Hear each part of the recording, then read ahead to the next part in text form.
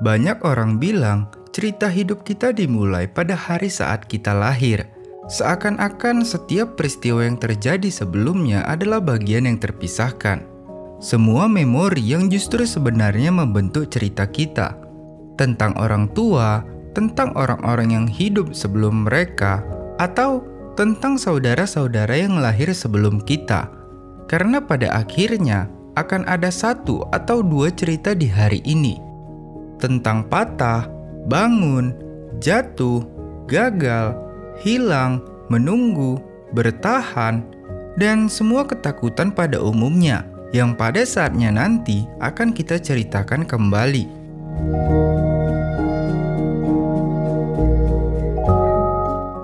Film diawali dengan memperlihatkan sebuah keluarga kecil yang terdiri dari ayah, ibu, dan dua orang anak mereka. Pagi itu, Narendra mengantar istrinya yang sebentar lagi akan melahirkan anak ketiga pasangan tersebut. Di sana kita diperkenalkan dengan anak pertama pasangan tersebut, yaitu Angkasa dan adiknya Aurora. Beberapa waktu kemudian, proses persalinan Ajeng telah selesai. Dengan wajah sedih, Narendra menghampiri serta memeluk Angkasa. Tahun demi tahun, tanpa terasa telah berlalu, hingga tibalah kita di masa sekarang. Ini adalah Awan, anak ketiga dari pasangan Narendra dan Ajeng. Dia adalah seorang arsitek muda yang berbakat. Malam itu Awan diberikan tugas membuat maket yang harus segera selesai lusa nanti. Siapa? Oh, Bisa. oke. Sepulangnya dari kantor, kakaknya sudah menunggu Awan di depan stasiun. Sebenarnya ayahnya meminta agar Angkasa menjemput adiknya di kantor, tapi mungkin karena malu Awan memilih untuk naik kereta bersama teman-temannya. Ternyata malam itu keluarganya punya rencana makan malam di restoran guna merayakan anniversary pernikahan orang tua mereka. Awan yang sedang dikejar deadline memutuskan untuk gak ikut bersama mereka. Bye. Jaga rumah ya. Bye. Di tengah perjalanan, tiba-tiba ayahnya membatalkan acara mereka. Kayaknya kita pulang aja. Ternyata maksud ayahnya membatalkan acara mereka adalah agar mereka bisa membantu Awan menyelesaikan pekerjaannya. Aurora adalah seorang seniman. Dia memiliki studio sendiri di rumah itu. Dulunya, dia dan Awan adalah atlet. Aurora merupakan atlet yang berbakat. Dia bisa menjadi yang terbaik berkat kerja kerasnya. Tapi walaupun dengan prestasi yang sudah dicapainya, ayahnya jarang terdengar memujinya. Dia terlihat lebih mementingkan Awan, bahkan meminta Aurora untuk mengajari adiknya agar bisa sama-sama menjadi yang terbaik. Dulu mereka bertiga juga sekolah di tempat yang sama. Suatu waktu, terjadi kecelakaan yang menimpa Awan.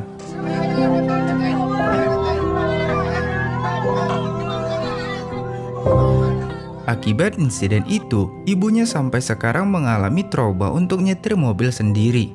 Sebagai anak tertua, disalahkan atas sesuatu yang di luar kemampuannya merupakan hal yang sering diterima. Tanggung jawab menjaga adik-adiknya sudah dipikul Angkasa sedari dia kecil. Esok harinya, hasil pekerjaan Awan dikritik karena maket buatannya dinilai terlalu modern dan gak sesuai dengan instruksi yang diberikan. Instruksi. Apa? Namun Awan merasa gak terima dengan kritikan tersebut, hingga pimpinan perusahaan mendengar perdebatan mereka dan memanggil Awan ke ruangannya. Sebenarnya Awan belum menjadi pegawai tetap di perusahaan itu. Tapi meskipun begitu, Anton udah 2 kali mendengar Awan berdebat dengan ketua tim. Menurutnya, Awan adalah pribadi yang pintar dan punya potensi. Tapi sayangnya, Awan gak punya kapasitas untuk bekerja dalam tim. Akhir kata, Anton memecat Awan. Di saat yang sama, Angkasa sedang merayakan hari jadi yang keempat tahun dengan Lita. Di anniversary yang keempat itu, Lita meminta kepastian tentang apa rencana Angkasa dengan hubungan mereka ke depan. Angkasa berusaha meyakinkan dengan berkata tahun ini dia berencana untuk keluar dari rumah dan berencana hidup mandiri. Kemesraan mereka harus terhenti ketika ayahnya meminta angkasa untuk menjemput Awan. Setelah dipecat, Awan terlihat sangat sedih, seakan semua impian serta cita-citanya sirna di malam itu. Hingga tiba-tiba Awan tertabrak lagi untuk yang kedua kali dalam hidupnya. Sama seperti hari itu, angkasa kembali disalahkan atas kecelakaan yang menimpa adiknya. Apalagi sekarang ayahnya tahu bahwa selama ini Awan pulang naik MRT. Padahal Awan sendiri yang meminta untuk pulang bersama teman-temannya dan dijemput di stasiun.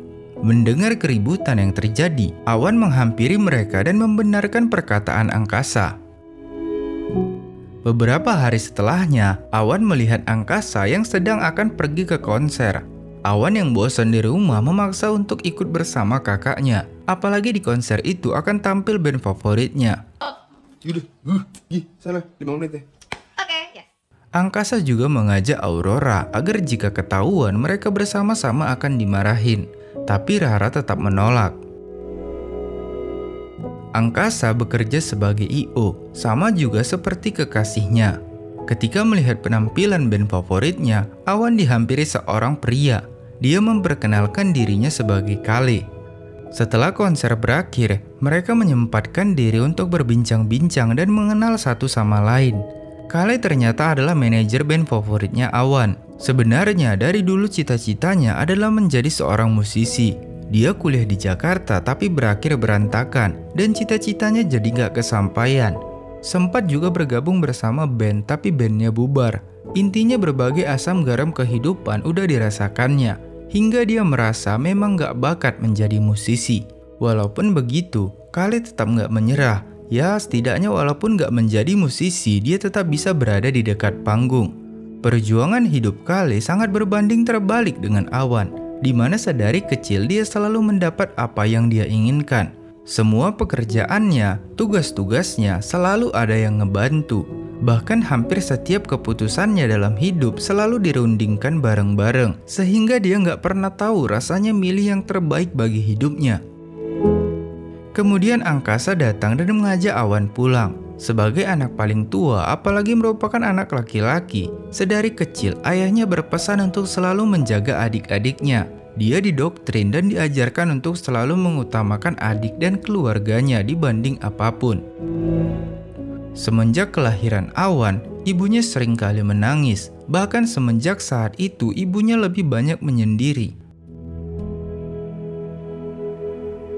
Keesokan harinya, Awan dipanggil ke kantornya. Pak Anton tiba-tiba berubah pikiran dan meminta Awan untuk kembali bekerja di sana. Tapi tanpa sepengetahuannya, ternyata ayahnya yang meminta tolong pada Anton untuk mempekerjakan Awan kembali. Awan jelas gak senang mendengar hal itu karena dia ingin diterima kerja dan bekerja dengan usahanya sendiri. Dia menghubungi Kale untuk menemaninya menjernihkan pikiran yang kian keruh. Kale mengingatkan, gagal itu terkadang membuat kita dapat merasakan manisnya kesuksesan.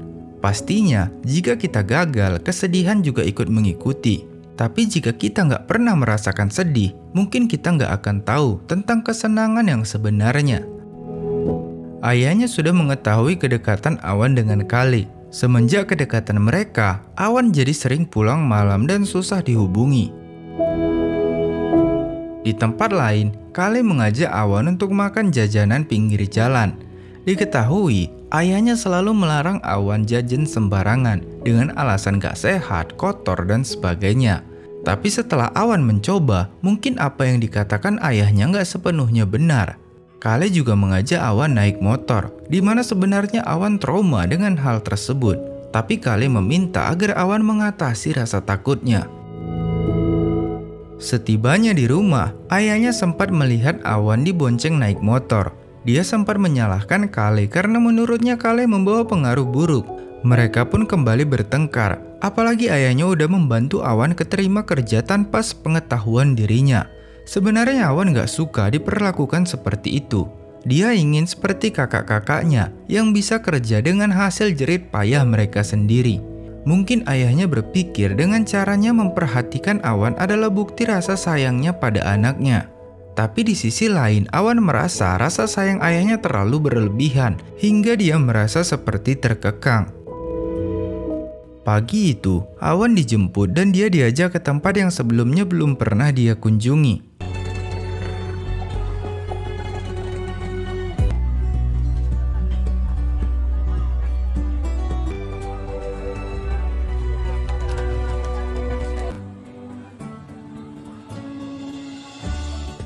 Di tempat lain, Aurora sedang mengadakan pameran seni. Itu adalah hari yang sudah dinantikannya sejak lama. Lalu kita dibawa sebentar ke masa lalu, saat dia sedang berlatih. Saat itu, tiba-tiba kakinya mendadak sakit sehingga nggak dapat melanjutkan latihannya. Beberapa bulan kemudian diadakan kompetisi renang. Aurora dan Awan turut bergabung di kompetisi tersebut. Tapi seperti yang kita lihat, hanya Awan yang mendapat perhatian dari kedua orang tuanya. Pertandingan pun dimulai. Di tengah pertandingan, tiba-tiba penyakit Rara kambuh lagi. Hingga akhirnya dia gagal dalam kompetisi. Semenjak kekalahannya, dokter memvonis bahwa Rara nggak bisa lagi menjadi atlet. Saat Angkasa sedang di tengah rapat, dia mendapat pesan dari ayahnya. Angkasa yang hilang fokus sempat dimarahi atasannya karena itu bukan pertama kalinya dia mementingkan keluarga daripada tim. Sebenarnya itu juga yang sering membuat Lita sedih. Angkasa terus disibukkan dengan masalah keluarganya, sehingga dia ragu untuk membuat komitmen dengan Lita. Angkasa berusaha mencari Awan tapi dia sama sekali nggak bisa dihubungi. Hingga akhirnya Angkasa memutuskan untuk pergi ke pameran tanpa adiknya. Beberapa waktu kemudian, orang tua Rara tiba di pameran tersebut. Mereka sempat kagum melihat karya-karya anaknya. Kemudian Angkasa menyusul dan tak lupa memberi selamat pada adiknya. Beberapa waktu kemudian, Awan juga tiba di sana. Kedatangannya disambut dengan beberapa pertanyaan dari ayahnya, hingga pertengkaran mereka didengar para pengunjung di sana. Mendengar pertengkaran mereka, Rara meminta mereka untuk melanjutkan pertengkarannya di rumah, mengingat ini adalah pameran yang sudah dinantikannya sejak lama. Kalau kalian mau berantem, mendingan pulang aja. Rara pun meminta orang tuanya serta kedua saudaranya untuk pulang. Melihat hubungan di keluarganya mulai renggang, Narendra mengumpulkan semua anggota keluarga. Dia mulai menceramahi anaknya dengan berkata perdebatan di pameran tadi harusnya nggak terjadi jika saja Awan gampang dihubungi. Angkasa juga turut menjadi imbasnya karena menurut ayahnya perubahan sikap Awan itu akibat dia bergaul dengan teman Angkasa. Narendra kembali mengingatkan tugas seorang kakak yaitu untuk menjaga serta melindungi adik-adiknya. Mas Angkasa tahu kan tugas kakak itu apa? Dia menjelaskan gak pernah ada niatan darinya untuk mengekang anak-anaknya. Hal itu semata-mata dia lakukan karena dia takut kehilangan mereka. Aurora yang selama ini hanya bisa diam mulai mengungkapkan perasaannya dengan berkata, sebenarnya ayah, ibu, serta saudara-saudaranya udah lama kehilangan dirinya. Kalian itu udah lama kehilangan aku. Akibat perkataan Rara, Angkasa juga berbicara. Dia berkata, sebenarnya semua ini adalah salah ayahnya. Dia yang harus bertanggung jawab akan semuanya. Yang ayah lakuin selama ini hanya nyalahin, menyangkal, dan nyuruh semua orang di keluarga itu untuk nyembunyiin luka.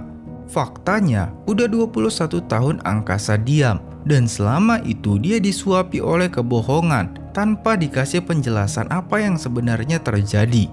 Ibunya selama ini juga dipaksa untuk diam, dan dari kecil Angkasa hanya bisa melihat ibunya nangis. Rara dan Awan bahkan gak tahu apa yang sebenarnya terjadi di keluarga mereka. Hingga akhirnya Angkasa mengungkap sebuah rahasia, bahwa Awan sebenarnya punya saudara kembar.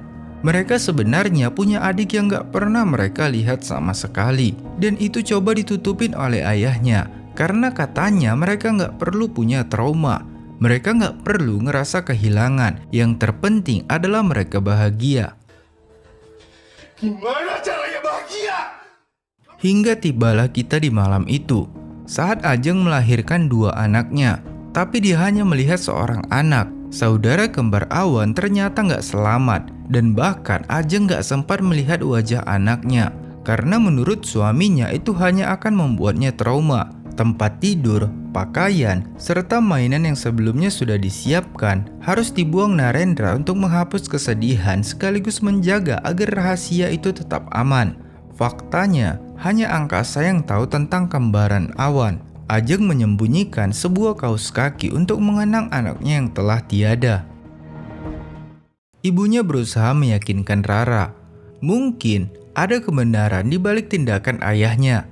Dia memilih menyembunyikan rahasia itu untuk menjaga agar Rara dan Awan gak ikut merasakan luka yang pernah mereka rasakan. Menurut ibunya, bagaimanapun Narendra adalah pria terbaik yang pernah dia temui. Setelah pertengkaran mereka, Angkasa dan Awan memutuskan untuk pergi dari rumah. Angkasa pindah dan tinggal bersama Lita. Suatu waktu, Kali mengajak Awan ke kosnya. Awan menanyakan sebenarnya apa hubungan mereka. Awan meminta kepastian.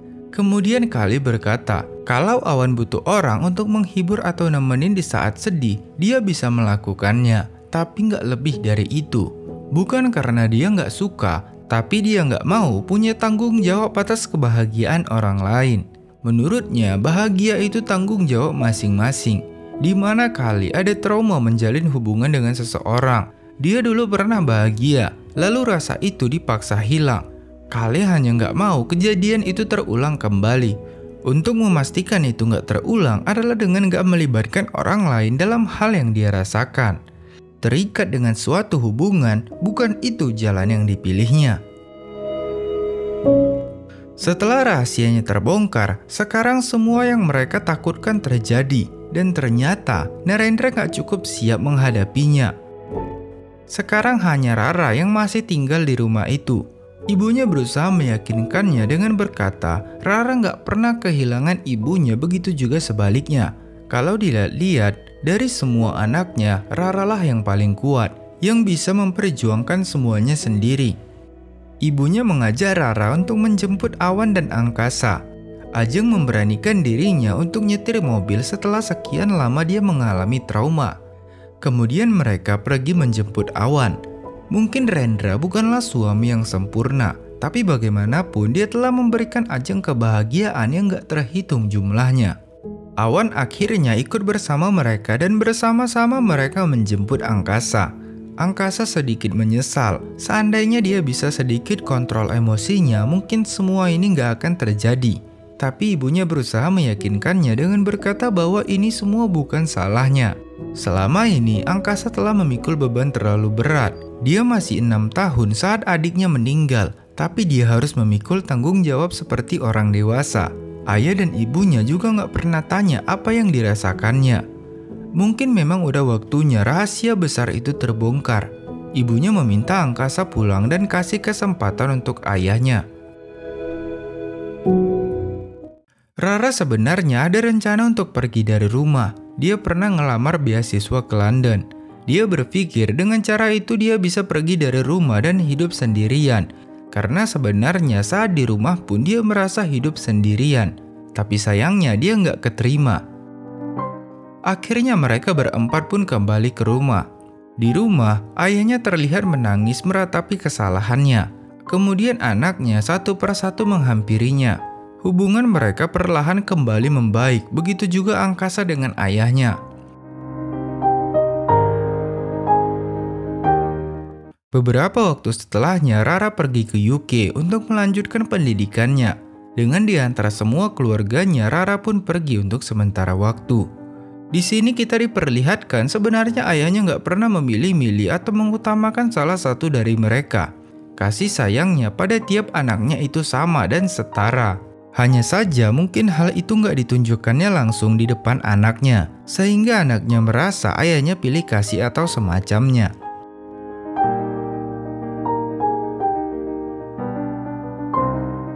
Terkadang hidup itu lucu, yang dicari hilang, yang dikejar lari, sampai kita lelah dan berserah. Beberapa hadir dalam rupa sama, beberapa lebih baik dari rencana. Kamu bisa lari kemanapun kamu mau, lari sejauh apapun itu. Tapi masalahmu gak akan pergi. Dia ada di sana, di belakangmu, sampai kamu berani berbalik arah dan hadapi. Nanti, Kita cerita tentang hari ini. Besok kita buat yang lebih baik lagi.